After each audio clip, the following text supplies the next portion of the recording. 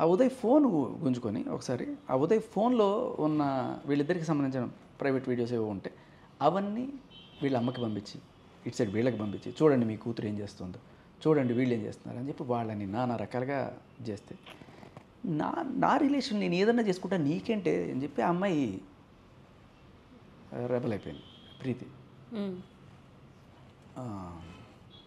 Audio కూడా మీరు వింటారంటే ఆ ప్రీతి వచ్చి గట్టి గట్టిగా వస్తూ ఉంటుంది ఇంటి ముందు, దొంగ రావే బయటికి రా.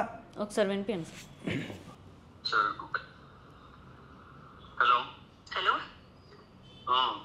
చెప్పుదే చెప్పక్క నువ్వే చెప్పుదే. అయ్యో నువ్వు పిచ్చిదంటే ఐదు నా రోడ్ మీద రాలే నువ్వు కొంపలో కూర్చొని ఆడదాని మధ్య రా బయటికి వచ్చి మాట్లాడు. సిగ్గులేదా? సిగ్గు లేకుండా ఏం చేస్తున్నావే? మీ అమ్మ దేవస్లందా చెప్తాను పని ఆగు.